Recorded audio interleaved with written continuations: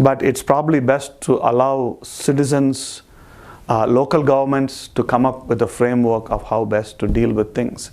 So that is essentially the framework. Now, the roadways and the common pasture are examples of what we call local commons.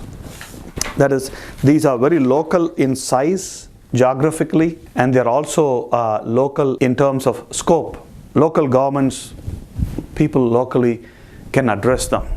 But there are other types of commons, like the water and air. By that I mean large bodies of water like the Great Lakes or the ocean, Pacific, Atlantic, and so forth, and atmosphere.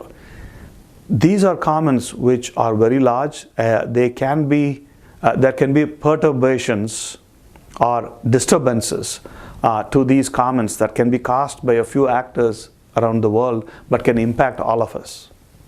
Right?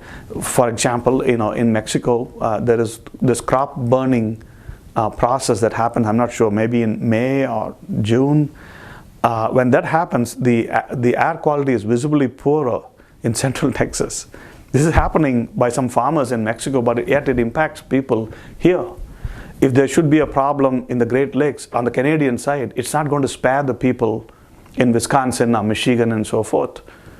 So we are worried about these, what we call global commons, things that a few people can impact around the world, but the impact is felt on almost everybody.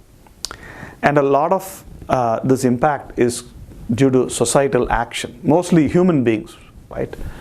And much of societal activity is basically embodied in industrial activity. Maybe 10,000 years ago, that was not the case. Today, most of society's activity is embodied in industrial activity. And so we want to study this relationship between industry and environment.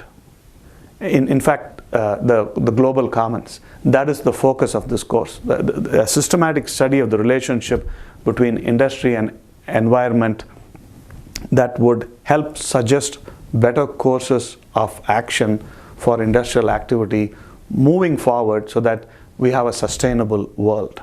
So that is the basic focus.